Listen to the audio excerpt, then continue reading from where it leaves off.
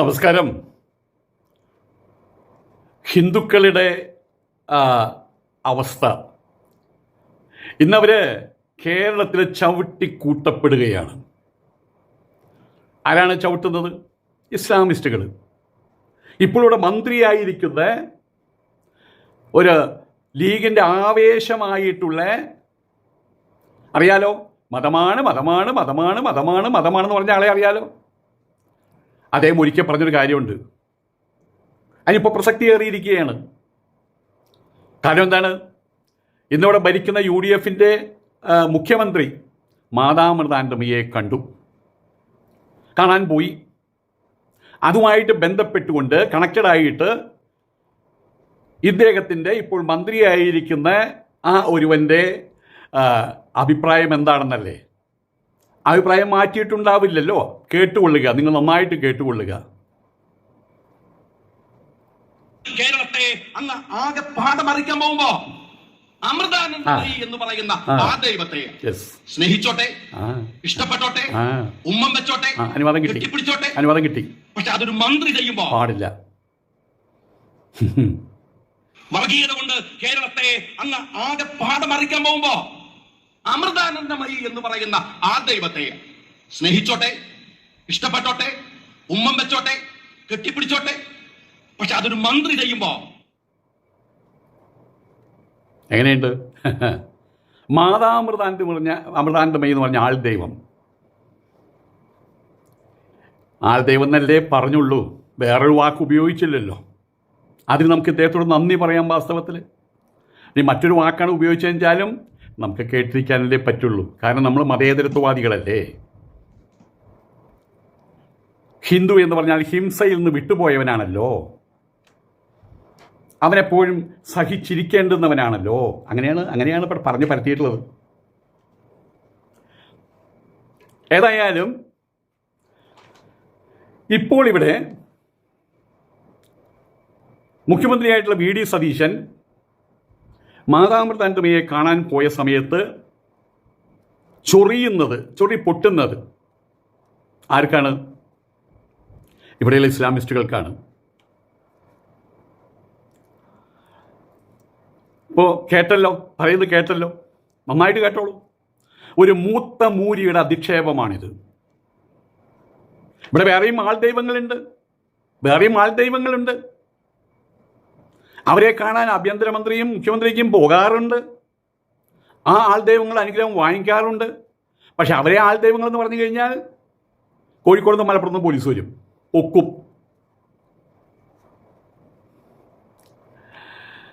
പക്ഷെ ഇവരെ സംബന്ധിച്ചിടത്തോളം ഇവർക്ക് ആരെയും അവഹേളിക്കാം. മാതാമൃതാനന്ദമയി അവരെ ആൾദൈവം എന്ന് പറഞ്ഞ് അവഹേളിക്കാം. ആരുണ്ട് ഇവിടെ ചോദിക്കാൻ? ഇപ്പോൾ സ്ഥിതി എന്താണ്? ആ ആളെ നമ്മളെ കേരളീയർ മന്ത്രിയാക്കി വെച്ചു കഴിഞ്ഞു. ഇത് പറഞ്ഞ KM ഷാജിയെ കുറ്റം പറയാൻ പറ്റുമോ? ആ KM ഷാജിയെ മന്ത്രിയാക്കിയത് ആരാ? കേരളീയരാണ് മന്ത്രിയാക്കിയത്. ഞാൻ വെറുതെ പെട്ടെന്ന് മനസ്സിൽ തോന്നിയതാ. ഇങ്ങനെ ഒരാൾ ഉത്തരേന്ത്യയിൽ മന്ത്രിസ്ഥാനത്ത് കയറുന്നു തോന്നുന്നുണ്ടോ? ഉണ്ടോ? ഞാൻ എപ്പോഴും പറയാറുണ്ട്, ഒരു ഇരാവാൻ കൾട്ട്. ഇരാവാൻ എന്ന് പറഞ്ഞാൽ വീണ് കിടക്കുന്നവരുടെ ഒപ്പം നിൽക്കുന്ന ഒരാൾ, വീണ് കിടക്കുന്നവരെ പിടിച്ചെഴുന്നേൽപ്പിക്കുക. ഒരിക്കൽ മുസ്ലിം സമൂഹത്തിന് വേണ്ടി ഞാനത് ചെയ്തു. നീണ്ട 8 വർഷം സംഘപരിവാറുകാരാൽ ചവിട്ടി മെതിക്കപ്പെടുന്നു. ലവ് ജിഹാദിൻ്റെയും ഹലാലിൻ്റെയും തുപ്പലിൻ്റെയും കൊറോണ പടർത്തിയതിൻ്റെയും പേരിൽ അത് കണ്ടപ്പോൾ എനിക്കൊരു വിഷമം തോന്നി. അഥവാ ഈ വിഡ്ഢിക്കൊരു വിഷമം തോന്നി. 8 വർഷം അതിനുവേണ്ടി ഞാൻ കുരച്ചു, പട്ടികളുടെ പോലെ. പക്ഷെ ഇപ്പോൾ മണ്ണ് പറ്റിക്കിടക്കുന്നത് ആരാണ്?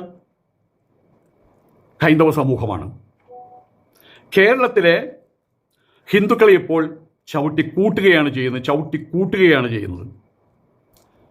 മാതാമൃതാനന്ദമയി എന്ന് പറഞ്ഞ അമ്മ ഇവിടുത്തെ ഹിന്ദുക്കളുടെ കാണപ്പെട്ട ദൈവമാണ്. അവർക്ക് വലിയ ആരാധക വൃന്ദമുണ്ട്. ലോകമറിയുന്ന, ലോകം ബഹുമാനിക്കുന്ന, ലോകം ആരാധിക്കുന്ന ആധ്യാത്മിക ഔന്നത്യം ആണവർ. അപ്രകാരമുള്ള അമ്മയെക്കുറിച്ച് ഇപ്പോഴത്തെ മന്ത്രി മുമ്പ് പറഞ്ഞാണ് കേട്ടത്. മതമാണ് ആ മന്ത്രി പറഞ്ഞ് കേട്ടത്. ആ വാർത്ത ഇപ്പോഴാണ് അതിന് പ്രസക്തിയേറുകയാണ്, അതിന് പ്രചാരം വർദ്ധിച്ചു വരികയാണ്. ഏതായാലും ഇപ്പോഴത്തെ നിങ്ങളുടെ ആറ്റിറ്റ്യൂഡ് ഇതൊക്കെ തന്നെയാണോ എന്ന് ചോദിച്ചാൽ ഉത്തരവുണ്ടാവില്ല. സമയം കാലം നോക്കി കാല് മാറ്റി ചവിട്ടാലോ. അമ്മയെ കാണാൻ പോയ മുഖ്യമന്ത്രി, അതിനെക്കുറിച്ച് വലിയ രീതിയിൽ അധിക്ഷേപങ്ങൾ നടന്നുകൊണ്ടിരിക്കുകയാണ്. ഇതിനു മുമ്പ് പാണക്കാട് സമസ്തകളിൽ മുഖ്യമന്ത്രി പോയിരുന്നല്ലോ, ആഭ്യന്തരമന്ത്രി പോയിരുന്നല്ലോ. അന്ന് ഹിന്ദുക്കളാരെങ്കിലും തങ്ങളുടെ ഓപ്പൺ മീഡിയയിൽ വന്ന് പച്ചത്രി ഗുണ്ടായിസം കാണിച്ച ആ സമാഗമങ്ങളെ അധിക്ഷേപിച്ചിട്ടില്ല. പക്ഷേ ഈ ഗുണ്ടായിസം, ഈ പച്ചത്രി ഗുണ്ടായിസം, സൈബർ ഇടങ്ങളിലുള്ള പച്ചത്രി ഗുണ്ടായിസം ഇപ്പോൾ മദ്രസ പൊട്ടന്മാർ തങ്ങളുടെ ബ്രഹ്മാസ്ത്രമായിട്ട് കൊണ്ടു നടക്കുകയാണ്. ഇപ്പോൾ ഫോൺ എടുത്ത് നോക്കുമ്പോൾ അമ്മയെയും സതീശനെയും വലിച്ചു കീറുന്നു മാത്രമാണ് കാണാനുള്ളത്, മാതാമൃതാനന്ദമയെയും മുഖ്യമന്ത്രിയെയും. എല്ലാം മുസ്ലിം നാമധാരികൾ തന്നെ. ഫേക്കാണല്ലോ അല്ലേ. ആകട്ടെ, ഫേക്ക് ആയിരിക്കട്ടെ. പക്ഷെ ഈ ഒരു സാഹചര്യത്തിൽ എന്നെ സംബന്ധിച്ചിടത്തോളം എനിക്ക് ഇതിങ്ങനെ പറയാനുള്ളൂ. ഞാനൊന്നും പറയാനില്ലേ, അതെനിക്ക് പറയാനുള്ളൂ. കാരണം എൻ്റെ നല്ല മൊബൈലും ലാപ്ടോപ്പും ഇനി തിരിച്ചു കിട്ടാത്ത വിധമായി കഴിഞ്ഞല്ലോ. ഇനിയിപ്പോൾ തിരിച്ചു കിട്ടിയാൽ അത് യൂസ്ലെസ് ആകും.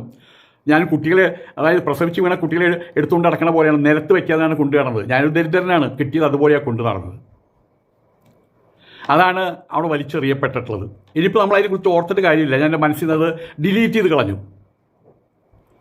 ആ ലാപ്ടോപ്പും ആ മൊബൈലും ഡിലീറ്റ് ചെയ്ത് കളഞ്ഞു. സുഹൃത്തുക്കൾ സമ്മാനിച്ചതാണ്. അൽ റാഷിദിയ, നമ്മുടെ ലുലു സെൻ്ററുണ്ട്, അവിടെ പോലീസ് സ്റ്റേഷനുണ്ട്, അതിൻ്റെ ഓപ്പോസിറ്റ് ഒരു കടയിൽ നിന്നാണ്. അവിടെ വെച്ചിട്ടാണ്, അവിടെ ഞാൻ എൻ്റെ കവർ വാങ്ങിക്കാൻ പോയപ്പോഴാണ് ഈ വിവരം അറിയുന്നത് ഇത് നല്ല വിലയുള്ളതാണെന്ന്.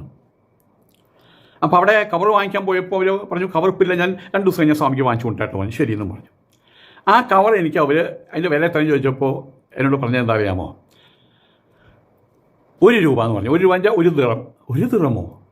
സ്വാമി അത് തന്നില്ലും കുഴപ്പമില്ല, ഇതെൻ്റെ സമ്മാനമായിരിക്കട്ടെ എന്ന് പറഞ്ഞു. എനിവേ ആ സമയത്ത് ഈ മൊബൈൽ നോക്കിയിട്ട് പറഞ്ഞു നല്ല മൊബൈലാണല്ലോ. അപ്പോൾ ഞാൻ ചോദിച്ചാൽ എന്താ വില? 84,000 രൂപയാണ് അന്നത്തെ മാർക്കറ്റ് വില. ഞാൻ നിന്നോടത്ത് നിന്ന് ഞെട്ടിത്തെരിച്ചു പോയി. അതുപോലെ തന്നെ ലാപ്ടോപ്പും അവർ എനിക്ക് സമ്മാനമായിട്ട് കിട്ടിയതാണ്. ഇത് 2 പോലീസ് എടുത്ത് കൊണ്ടുപോയി, അത് അവരുടെ ഡ്യൂട്ടി. ഏതായാലും സംഭവം പറഞ്ഞിട്ട് മറ്റൊരു മഹാനുഭാവൻ എന്നോട് കരുണ തോന്നിയിട്ട്, അതേ യൂറോപ്പിലായിരുന്നു എന്ന്, അവിടെ നിന്ന് വിളിച്ചു. സ്വാമിക്ക് ഞാനൊരു ലാപ്ടോപ്പും മൊബൈലും വാങ്ങിച്ച് തരുന്നുണ്ട് കേട്ടോ എന്ന് പറഞ്ഞു. ഇത്രയും ദൂരത്ത് നിന്ന് ഇങ്ങനെ പറയുമ്പോൾ അത് പ്രവൃത്തിയിൽ വരുമെന്ന് ചെറിയൊരു സംശയം ഉണ്ടായിരുന്നു. പക്ഷെ പിന്നീടും വിളിച്ചു. ഞാൻ ഇവിടെ ഗൾഫിലെത്തി, ഇനി ഇവിടെ ഞാൻ കൊച്ചിയിലെത്തും. കൊച്ചിയിൽ നിന്ന് എനിക്ക് 2 പരിപാടിയുണ്ട്, അത് കഴിഞ്ഞാൽ സ്വാമിയെ കാണാനെത്തും, ലാപ്ടോപ്പും കൊണ്ടെത്തും. അതിൻ്റെ ചിത്രവും അയച്ചു. ആ ലാപ്ടോപ്പിൻ്റെ പേര് ASUS, അതെ ASUS, ആസൂസ് അങ്ങനെയല്ലേ പറയുക. അതും കൊണ്ട് അവരെത്തി. ആസൂസ് വിവോ ബുക്ക്, അതിനുകൊണ്ട് 19,000 രൂപ. ഏതായാലും അവർ ഈ വീട് കിടക്കുന്നവനെ ഉണർത്തി. അദ്ദേഹത്തിൻ്റെ പേര് പറയാൻ എനിക്ക് കഴിയില്ല. അദ്ദേഹം പറഞ്ഞത് ഇതെൻ്റെ ഒരു ചുമതലയാണ്, ഞാൻ അവിടെ നിന്ന് ഏറ്റുവാങ്ങി സ്വാമിജിക്ക് തന്നു എന്ന് മാത്രമേ ഉള്ളൂ. ഇതൊരു അള്ളാഹുവിൻ്റെ ആജ്ഞയാണ്, നന്ദി അള്ളാഹുവിന് പോകട്ടെ എന്നാണ് അദ്ദേഹം പറഞ്ഞത്. പറഞ്ഞു വരുന്നത് ഇനി ഒരിക്കൽ കൂടി എന്തെങ്കിലും പറഞ്ഞ് ലാപ്ടോപ്പും, ഇപ്പോഴുള്ള ലാപ്ടോപ്പും മൊബൈലും അതും കൂടി ഇനി ആരും പിടിച്ചു കൊണ്ടുപോയി കഴിഞ്ഞാൽ ഞാൻ മിണ്ടാട്ടം മുട്ടിയവനെ പോലെയായിട്ട് മാറും. ആയതുകൊണ്ട് ഞാൻ പറഞ്ഞു ഞാനൊന്നും മിണ്ടാനില്ലേ എന്ന് പറഞ്ഞത്. എങ്കിലും ചില കാര്യങ്ങൾ സൂചിപ്പിക്കാതിരിക്കാൻ വയ്യ, നല്ലതിന് വേണ്ടിയിട്ടാണ്. ഈ ഹിന്ദുക്കളുടെ മേലുള്ള അധിക്ഷേപം, ആചാര്യന്മാരുടെ പേരുള്ള അധിക്ഷേപം, ഹിന്ദു സംസ്കൃതിയുടെ മേലുള്ള അധിക്ഷേപം, ഹിന്ദു സംഘടനകളുടെ മേലെയുള്ള അധിക്ഷേപം, അതിപ്പോൾ ഈ മുസ്ലിം പിള്ളേർ ഒരു തമാശയായിട്ടെടുത്ത് അത് ചെയ്ത് അർമാദിക്കുകയാണ്. അതുകൊണ്ട് എന്താ സംഭവിക്കുന്നത്? ഈ ന്യൂനപക്ഷ സമുദായത്തെ, മുസ്ലിം സമൂഹത്തെ തീർത്തും അറപ്പോടും വെറുപ്പോടും കൂടി കാണാനുള്ളൊരു മനോഭാവം ഇവിടുത്തെ 56% വരുന്ന ഹൈന്ദവരിൽ വളർത്തിയെടുക്കുകയാണ് ചെയ്യുന്നത്. പാവങ്ങളായിട്ടുള്ള ഹൈന്ദവർ ഹിന്ദുത്വ ഭാവത്തിലേക്ക് കടക്കുന്നു എന്ന് സാരം. ഞാനീ പറയുന്നത് ചിന്തിക്കുന്നവർക്കറിയാം. സ്വന്തം ബുദ്ധി മറ്റാർക്കും പണയം വെച്ചിട്ടില്ലാത്ത സർവ്വ പേർക്കും ഈ സത്യമറിയാം. എല്ലാവരും ലീഗിൻ്റെ അടിമകളോ സമസ്തയുടെ അടിമകളോ ഒന്നും അല്ലല്ലോ. അതുകൊണ്ടാണ് ലാപ്ടോപ്പും മൊബൈലും എനിക്ക് കിട്ടിയത്. അങ്ങനെ സ്വന്തം ബുദ്ധി ഉപയോഗിച്ച് സ്വയം ആർക്കും അടിമയല്ലാതെ ചിന്തിക്കുന്ന ആളുകൾ, അങ്ങനെ ആളുകളുള്ളതുകൊണ്ടാണ് എനിക്ക് നഷ്ടപ്പെട്ടത് അതേപോലെ എനിക്ക് തിരിച്ചു കിട്ടിയത്, മറ്റു രൂപത്തിൽ തിരിച്ചു കിട്ടിയത്. ഏതായാലും നമുക്ക് വിഷയത്തിലേക്ക് തിരിച്ചു വരാം.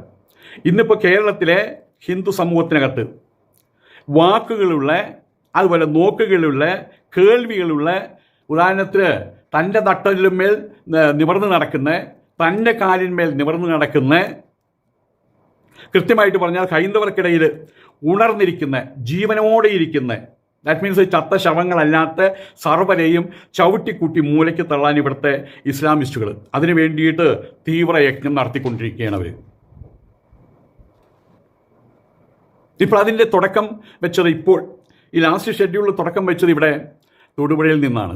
ഓർമ്മിക്കുന്നുണ്ടായിരിക്കും, വെള്ളാപ്പള്ളി തെമ്മാടി തുടങ്ങിയിട്ടുള്ള കാര്യങ്ങൾ, സുകുമാര തെമ്മാടി തുടങ്ങിയിട്ടുള്ള കാര്യങ്ങൾ, ലീഗ് ഭരിക്കും കേരളത്തിൽ, ലീഗ് പറയുന്ന നിയമങ്ങൾ തുടങ്ങിയിട്ടുള്ള കാര്യങ്ങൾ. ആ സംഭവത്തോടെ അതിൽ പ്രചോദനം ഉൾക്കൊണ്ട് ഇസ്ലാമിസ്റ്റുകൾ അത് തുടരുകയാണ്. തടസ്സമേതുമില്ലാതെ അഭംഗുരം തുടരുകയാണ്. സമൂഹത്തിലേക്കും സാമൂഹിക പ്രശ്നങ്ങളിലേക്കും കടന്നു വരാൻ തുടങ്ങുന്ന പല ഹിന്ദുക്കളും, ഹിന്ദു കുട്ടികളും പലരും ഈ ഇസ്ലാമിക ഗുണ്ടായുസത്തിന് മുമ്പിൽ വീണു പോകുന്നുണ്ടെന്നുള്ള മറ്റൊരു സത്യം.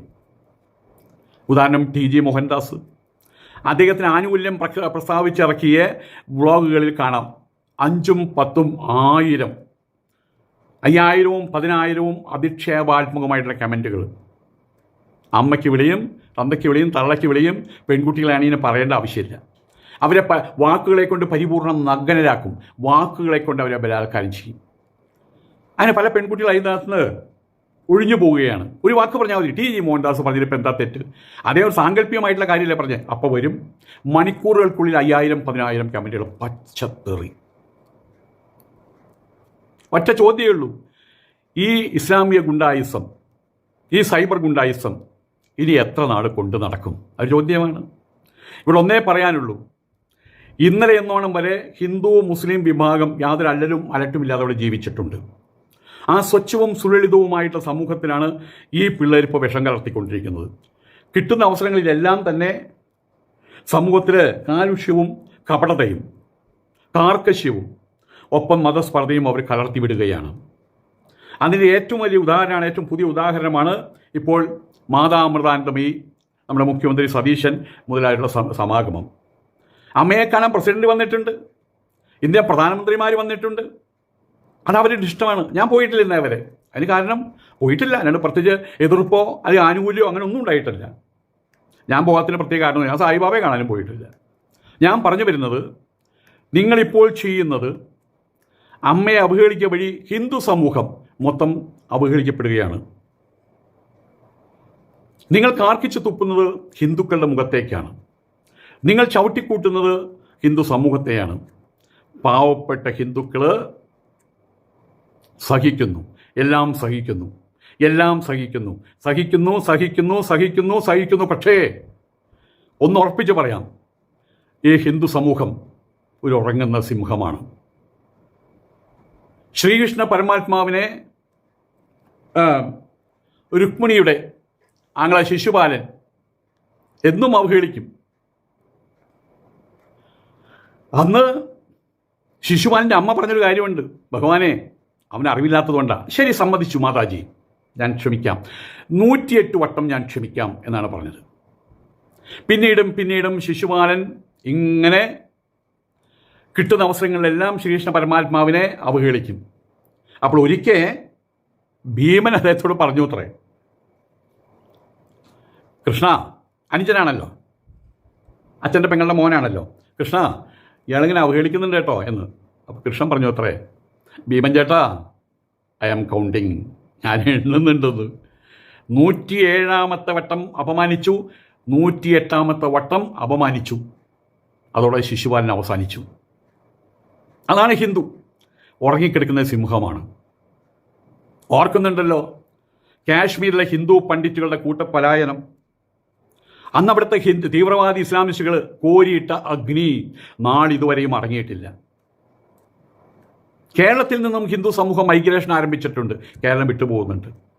എനിക്കറിയാവുന്നൊരു DYSP തൃശ്ശൂർ പുത്തൂർ സ്വദേശിയാണ്, എരയുമംഗലത്ത്. അങ്ങനെ മക്കൾ ബാംഗ്ലൂർ പഠിക്കാൻ പോയി. കുറച്ച് കഴിഞ്ഞപ്പോൾ അവർക്ക് തോന്നി, എന്തിനാണ് ഞങ്ങളുടേതല്ലാത്ത കേരളത്തിൽ, എന്നോട് പറഞ്ഞതാണ്, കേരളം ഞങ്ങളുടേതല്ലാതായി മാറി, നമ്മളുടേതല്ലാതായി മാറി എന്നാണ് പറയുന്നത്. അവർ വിറ്റു തുലച്ചു, കൊണ്ടുപോകാൻ സ്വത്തുള്ളവരാണ്. അത് മുഴുവൻ വിറ്റു തുലച്ചു അവർ ബാംഗ്ലൂരിൽ ഫ്ലാറ്റ് എടുത്തിരിക്കുകയാണ്. 2 3 ഫ്ലാറ്റ് എടുത്തു, കുട്ടികൾക്ക് പഠിക്കാൻ അവർക്കുമായിട്ട് ഫ്ലാറ്റ് എടുത്തു. ഞാൻ വെറുതെ അറിയാൻ വേണ്ടി ചോദിച്ചതാ, എന്താ കേരളം വിട്ടെ? ഏത് കേരളം? കേരളം ഇപ്പോൾ നമ്മളുടെ കേരളമല്ലല്ലോ എന്ന്. ആ ഒരു ആറ്റിറ്റ്യൂഡ് അവിടെ സ്റ്റാർട്ട് ചെയ്തിട്ടുണ്ട് എന്നർത്ഥം. ഇവിടെയുള്ള നല്ലവരായിട്ടുള്ള ഇനിയും വിവേകം മുഴുവൻ നശിച്ചിട്ടില്ലാത്ത മുസ്ലിങ്ങളോട് പറയാൻ ഒന്ന് മാത്രമേ ഉള്ളൂ. ഇന്നലെ വരെ ഉണ്ടായിരുന്ന മതസൗഹാർദ്ദം, ഇന്നും കുറേയൊക്കെ നിലനിൽക്കുന്ന മതസൗഹാർദ്ദം, ഇത് നാളേക്ക് നീട്ടിക്കൊണ്ടു പോകാൻ ആഗ്രഹിക്കുന്ന മുസ്ലിം സുഹൃത്തുക്കളോട് പറയാനുള്ളത്, ഇപ്പോൾ നിങ്ങളുടെ ആളുകൾ ചെയ്തുകൊണ്ടിരിക്കുന്നത് വലിയൊരു കല്ലെടുത്ത് മേലോട്ടിട്ടിട്ട് അവിടെ തലയും കാണിച്ച് നിൽക്കുകയാണ് അവർ ചെയ്യുന്നത്. നിങ്ങളെറിയുന്ന കല്ല് നിങ്ങളുടെ തല പൊളിക്കും ഇന്നലെ നാളെ. ഇതെൻ്റെ ഒരു പ്രവചനമാണ്. നാളിതുവരെ കണ്ടിട്ടില്ലാത്ത അതിഘോരമായിട്ടുള്ള ടെറിബിൾ അധിക്ഷേപങ്ങളും അവഹേളനങ്ങളുമാണ് ഹിന്ദുക്കൾ ഇപ്പോൾ സഹിച്ചുകൊണ്ടിരിക്കുന്നത്. കേരളത്തിൽ ഇനി ഹിന്ദുക്കൾ വേണ്ട എന്നാണോ ഈ തീവ്ര ചിന്താഗതിക്കാരുടെ നിലപാട്? പണ്ഡിറ്റുകളോട് കാണിച്ചത് അതാണല്ലോ. നിങ്ങൾ ഇനി ഇവിടെ വേണ്ട, എല്ലാം ഇട്ടെറിഞ്ഞ് പോകേണ്ടി വന്നൊരു സുപ്രഭാതത്തിൽ ഉടുതുണിക്ക് മറുതുണിയില്ലാത്ത അവസ്ഥകൾക്കുണ്ടായി. പക്ഷെ ഇപ്പോൾ ഉത്തരേന്ത്യയിലത്തെ സ്ഥിതി എന്താണ്? വാർത്തകൾ കാണുന്നുണ്ടല്ലോ.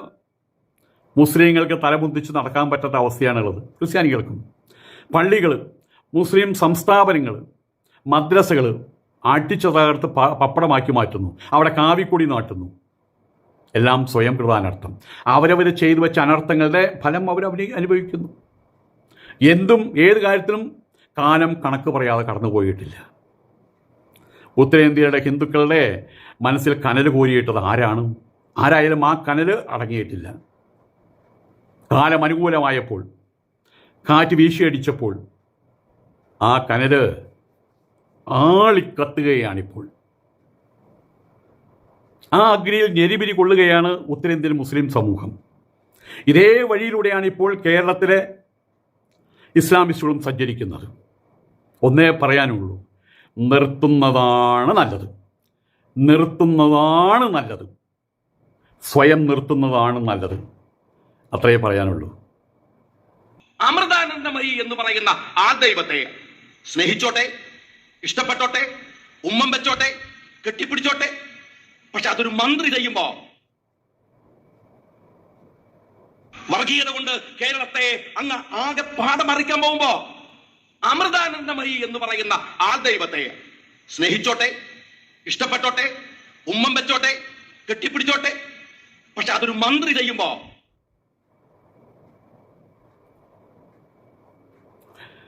നമസ്കാരം.